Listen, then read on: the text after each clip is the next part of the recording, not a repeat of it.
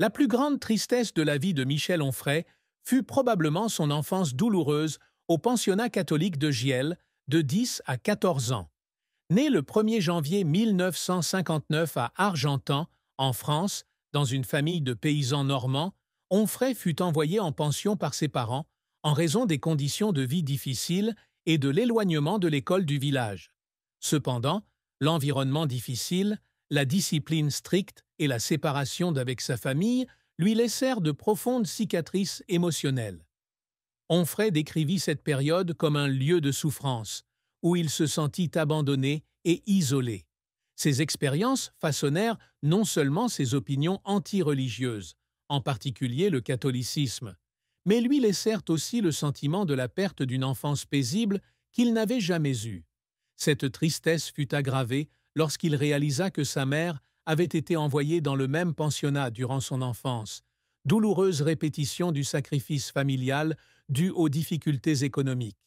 De plus, Onfray partageait son sentiment d'impuissance face aux injustices sociales, telles que la pauvreté et les inégalités, ce qui renforça sa pensée rebelle et philosophique.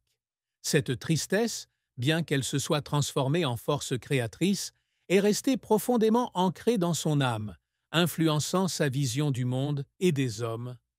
La carrière de Michel Onfray fut un parcours incroyable, avec plus de 100 ouvrages philosophiques publiés, faisant de lui l'un des philosophes contemporains français les plus célèbres et les plus controversés. Hédoniste, athée et individualiste, sa philosophie fut profondément influencée par Nietzsche, Épicure, les écoles cyniques et cyrénaïques, ainsi que par le matérialisme français. Son plus grand succès fut son traité d'athéologie, Manifeste athée, 2005, une critique acerbe des trois religions monothéistes, catholicisme, judaïsme et islam, qui fut un best-seller en France pendant plusieurs mois et connut un succès similaire en Italie. Ce livre a non seulement établi Onfray comme un penseur audacieux, mais a également introduit le concept de athéologie, emprunté à Georges Bataille, dans le discours philosophique moderne. Parmi ses réalisations, on peut citer la fondation de l'Université populaire de Caen en 2002, une université gratuite pour ceux qui n'avaient pas accès à l'éducation formelle. Dans un esprit de résistance au système éducatif élitiste, Onfray et ses collègues ont enseigné la philosophie et d'autres matières, attirant de nombreux étudiants et inspirant des modèles similaires en Picardie, à Arras, à Lyon, à Narbonne et au Mans. Il a financé le projet lui-même grâce aux bénéfices de ses livres, témoignant ainsi de son engagement en faveur de l'égalité devant l'éducation. Ses conférences étaient diffusées chaque année sur France Culture, ce qui lui a permis d'élargir son audience. Onfray a également reçu le prix Médicis en 1993 pour la sculpture de soie, une distinction littéraire majeure. La carrière d'Onfray n'a cependant pas été exempte de revers et de controverses. Son livre de 2010, Le crépuscule d'une idole, L'affabulation freudienne, critique de Sigmund Freud et de la psychanalyse, a suscité une vague de critiques en France, où Freud demeure vénéré. De nombreux psychanalystes et chercheurs ont accusé Onfray de simplifier et de déformer la pensée de Freud, portant ainsi atteinte à sa réputation académique dans certains cercles universitaires. De même, ses affirmations sur l'histoire du christianisme dans le Manifeste athée, comme celle selon laquelle les Juifs n'étaient pas crucifiés à cette époque, ont été critiquées par des historiens comme John Dickson, les qualifiant d'erreurs historiques flagrantes.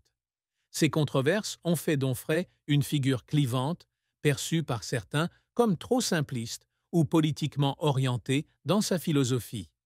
Il a également reçu des menaces de mort pour ses opinions anti-religieuses, mais, loin de reculer, il a continué à intervenir à la télévision, à la radio et sur des forums philosophiques, faisant preuve d'une remarquable ténacité.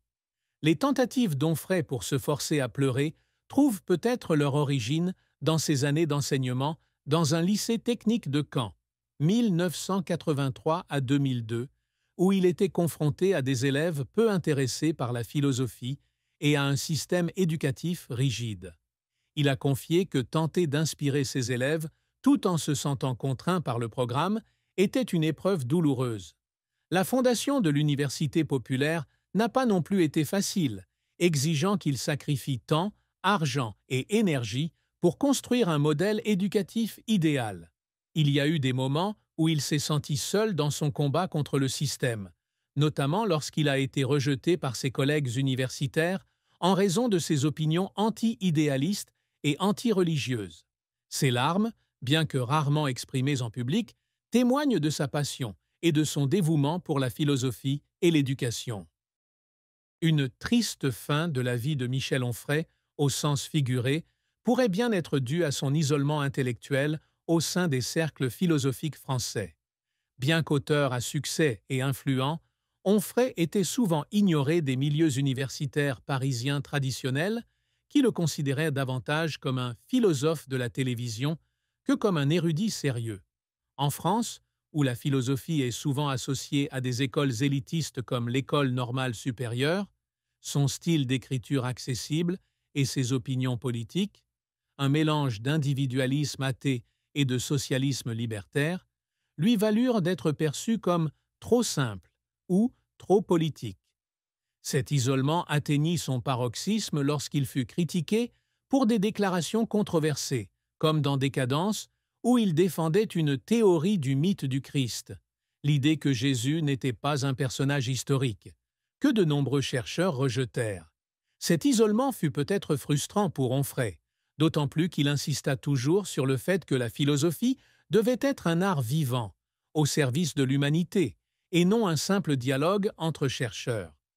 Bien qu'il ait continué à enseigner et à écrire, le manque de reconnaissance du monde universitaire traditionnel a marqué une fin tragique pour un penseur qui avait consacré sa vie à la démocratisation de la philosophie. Les informations sur la vie amoureuse et le mariage de Michel Onfray sont limitées, car il a gardé le secret sur ses données personnelles. Selon des sources publiques, Onfray est actuellement célibataire, sans enfant, et il n'existe aucune information confirmée sur son mariage ou ses relations durables. Ce manque d'informations peut s'expliquer par son secret délibéré, mais il reflète aussi sa philosophie individualiste, où il privilégiait la liberté et l'indépendance aux liens traditionnels. La tristesse amoureuse d'Onfray, cependant, pourrait être liée à la solitude qu'il ressentait en raison de son style de vie philosophique stoïque et de son dévouement à son travail. Se décrivant lui-même comme un freudo-marxiste, qui insistait sur le fait que la philosophie était indissociable de l'auto-analyse psychologique, Onfray a peut-être été confronté à des conflits internes concernant l'équilibre entre raison et émotion dans ses relations personnelles. Dans certaines œuvres, comme Théorie du corps amoureux, il traite de l'amour et du plaisir avec passion, mais aussi avec une perspective analytique, presque distante, ce qui pourrait suggérer qu'il a connu des relations insatisfaisantes ou qu'il a eu du mal à maintenir un amour durable. Cette tristesse, si elle existe, n'est pas exprimée par lui, mais peut être déduite de son intense concentration sur le travail intellectuel comme moyen de combler un vide émotionnel. Le plus grand secret que Michel Onfray ait pu dissimuler est l'ampleur des dommages psychologiques causés par ses années d'internat et la façon dont ils ont façonné sa carrière et sa pensée. Bien qu'il ait publiquement qualifié son séjour au pensionnat de Giel de douloureux, il est rarement entré dans les détails, comme les abus ou le sentiment d'abandon qu'il a subi. Ce silence était peut-être une façon de se protéger de souvenirs douloureux ou de préserver l'image d'un philosophe fort et indomptable. Onfray a peut-être aussi dissimulé des moments de doute sur sa propre philosophie, notamment lorsqu'il était critiqué pour ses opinions controversées, comme dans le Manifeste athée ou le Crépuscule d'une idole. Convaincu que la philosophie exigeait une introspection, il a peut-être connu des périodes de troubles intérieurs qu'il a choisi de garder pour lui afin de ne pas nuire à son image publique. Un autre secret réside peut-être dans la complexité de ses opinions politiques. Bien que considéré comme de gauche, Onfray a été critiqué pour des déclarations semblant pencher vers la droite, comme dans le magazine Front Populaire. Cette ambiguïté lui a peut-être permis d'éviter d'être catalogué comme politiquement rigide. Mais c'était aussi un secret qu'il gardait pour protéger sa liberté de penser. Michel Onfray a consacré sa vie à démocratiser la philosophie, à la faire sortir des tours d'ivoire du monde universitaire et à la faire entrer dans la sphère publique. Sa plus grande réussite dans ce domaine a été la fondation de l'Université populaire de Caen, un espace d'enseignement gratuit où lui et ses collègues ont enseigné la philosophie à ceux qui, autrement, n'auraient pas eu accès à l'enseignement universitaire formel. Ce projet, financé par les bénéfices de ses livres, témoigne de son engagement en faveur d'une éducation équitable et d'une philosophie pratique. Autre réussite, le projet Contre-histoire de la philosophie, composé de 9 ouvrages explorant l'histoire de la philosophie occidentale sous un angle hédoniste et matérialiste, tels que les Sagesses antiques, 2006, et la construction du surhomme, 2013. Ces ouvrages, Re.